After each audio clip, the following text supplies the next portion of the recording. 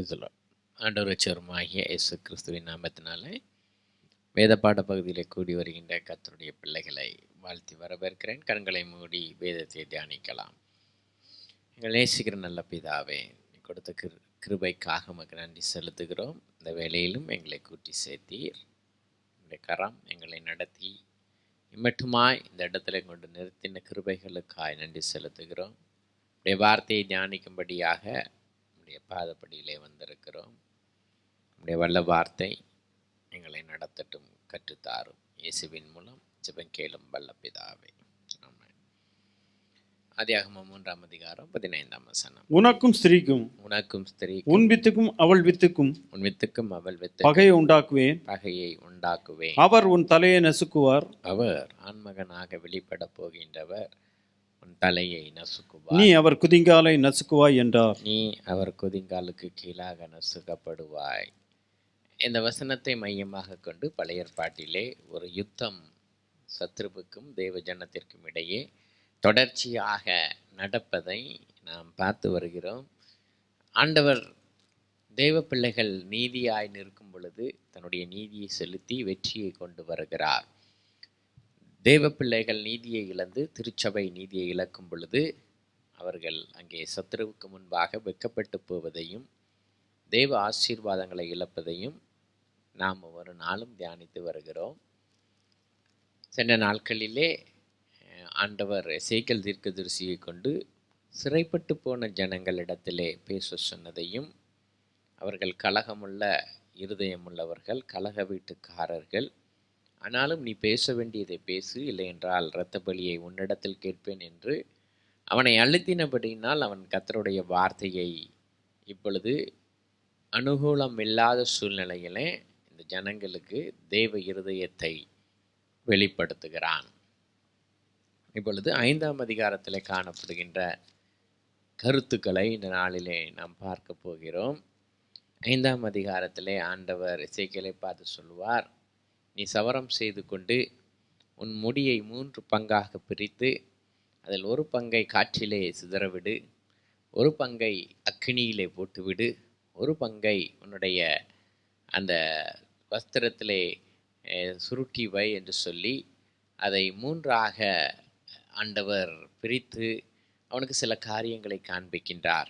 எதற்காக என்று சொன்னால், இந்த 3 காரியங்களில் என்ன அர்த்தம் என்று வாசிப்போமேயானால் 5ஆம் அதிகாரம் 12ஆம் வசனம். உன்னிலே 3இல் ஒரு பங்கு கொள்ளை நோயால் சாவார்கள். கொள்ளை நோயால் 3இல் ஒரு பங்கு சாகும். பஞ்சத்தாலும் உன் நடுவிலே மடிந்து போவார்கள். கொள்ளை நோய், பஞ்சம் என்கின்ற 2 காரியம் இஸ்ரவேல் வம்ச கீழ்ப்படியாத அந்த ஜனங்களின் மேல் வரும். 3இல் ஒரு பங்கு உன்னை சுற்றிலும் இருக்கிற பட்டயத்தால் வெட்டுண்டு விழுவார்கள். பட்டுண்டு விழுவார்கள். அதனால்தான் யூதர்கள் ஹிட்லருடைய நாட்களிலே கொத்து கொத்தாக என்ன செய்யப்பட்டார்கள்? கொன்று குவிக்கப்பட்டார்கள். இன்னும் ஒரு பங்கு இருக்கு, அதை நான் எப்படியோ சிதற பண்ணிடுவேன். 3இல் ஒரு பங்கை நான் சகல திசைகளிலும் சிதறி போக பண்ணி அவர்கள் பின்னே பட்டயத்தை உருவேன். சிதறி போக பண்ணுவேன், தேசமெங்கும் அவர்களை சிதறி போக பண்ணுவேன். ஏனென்றால் உன்னுடைய தேசத்திலே அங்கே ஆசீர்வாதம் இல்லை. சிதறிப்போன ஜனங்களுக்கு பின்பாகவும் நான் பட்டயத்தை உருவுவேன். ஏனாண்டவரா, நம்முடைய சொந்த ஜனத்திற்கு நீர் கொடுக்கின்ற நீதி இதுவோ? எதுக்கு அப்படின்னு கேட்டோம்னா, ஆண்டவரே சொல்லுவார்,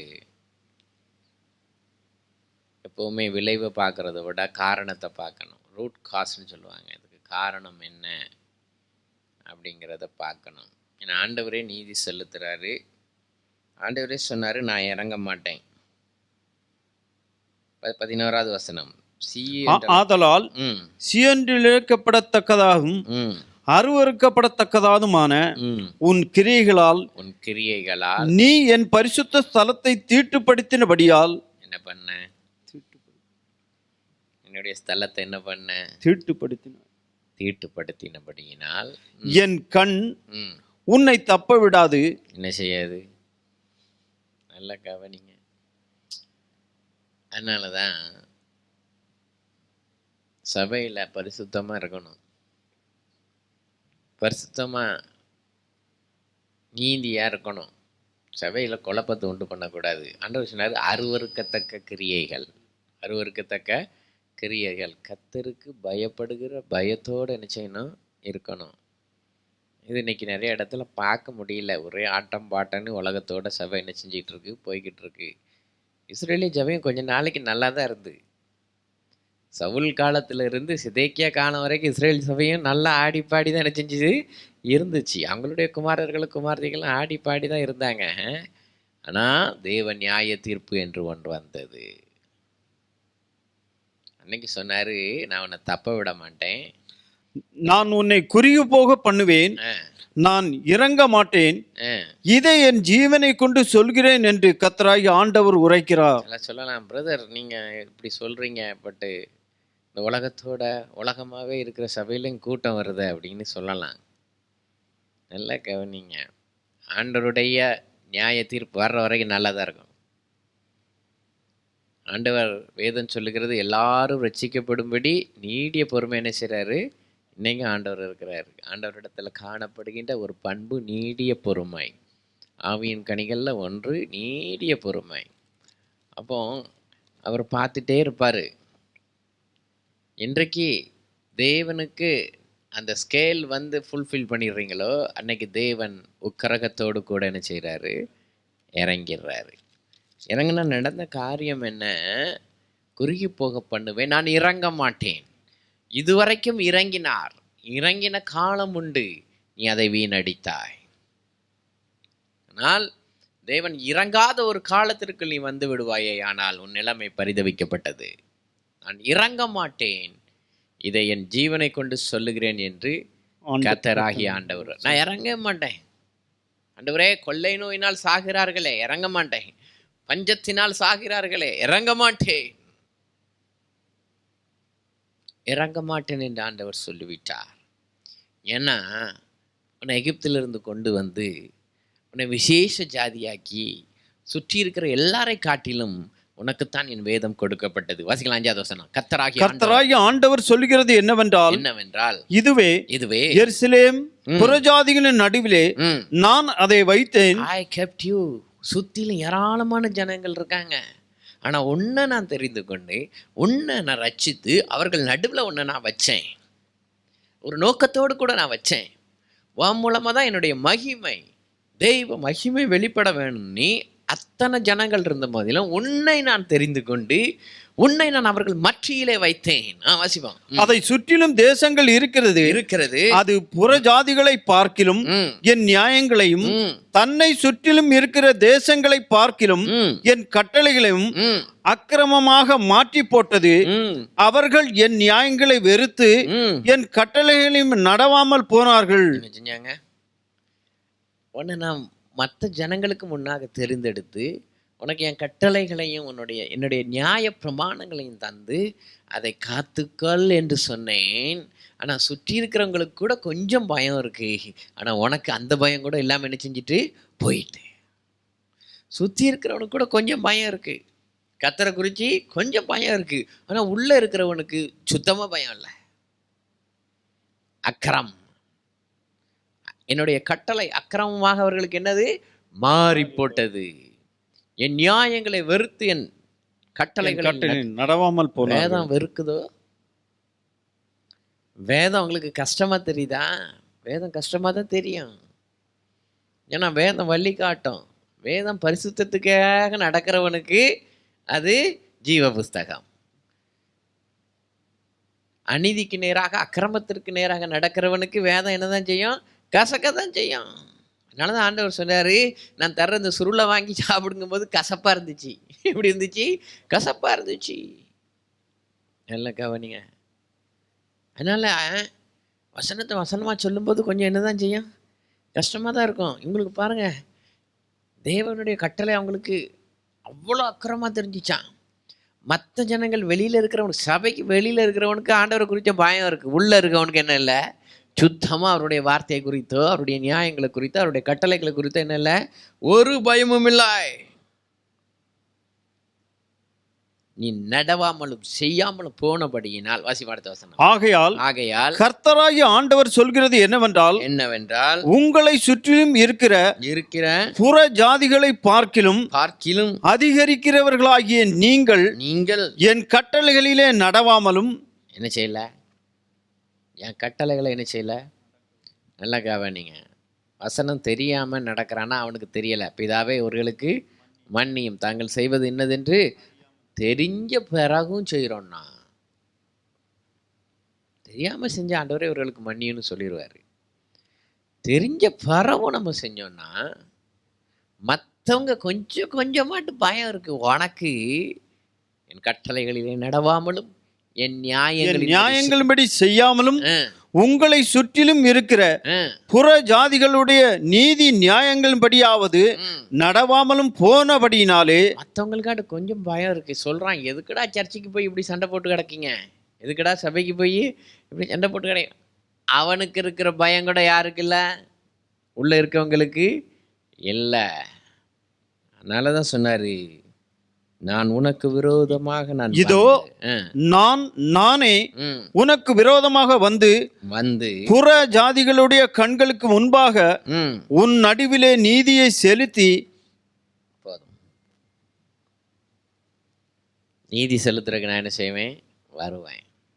எதுக்கையா நம்முடைய பெயர் எழுந்து ஜொலிக்க வேண்டிய கிறிஸ்துவினுடைய சபை எதுக்கு மற்றவங்ககிட்டலாம் கெட்ட பேர் வாங்கிக்கிட்டு இருக்கு?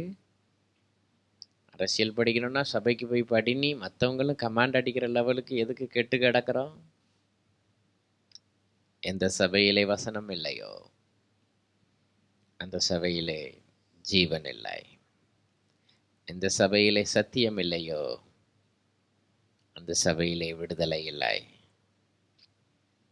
மாறாக தெய்வ கோபாக்கினையும் தெய்வ நீதியும் செலுத்தப்படும்.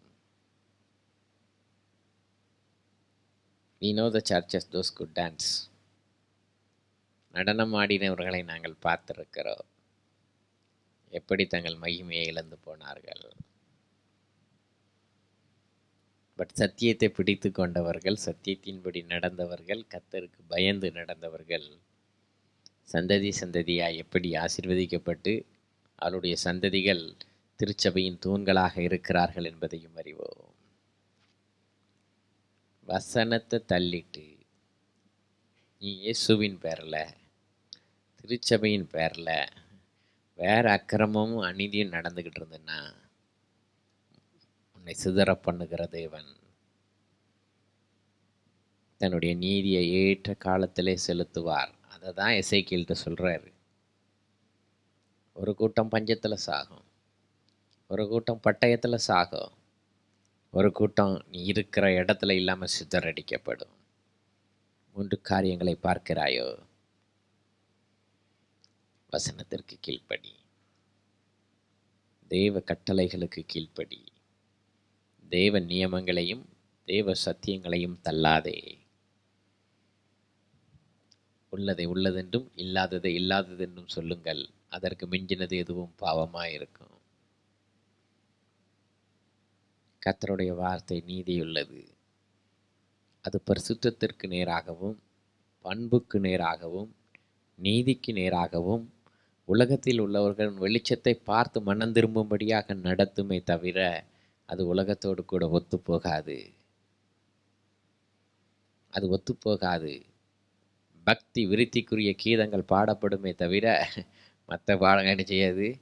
இருக்காது. என்ன பிரதர் அங்கேயும் கூட்டம் போகுது, அங்கேயும் என்ன எது தேவ ஆராதனை அப்படின்னு பவுல் எழுதுறாருல, அதை வச்சு தெரிஞ்சுக்கங்க. மற்றபடி எங்கே கூட்டம் போனாலும் சரி, யார் என்னென்ன சிரித்தாலும் சரி, அதை பற்றி நமக்கு என்ன இல்லை, கவலை இல்லை. வேதம் தான் நமக்கு வெளிச்சம்.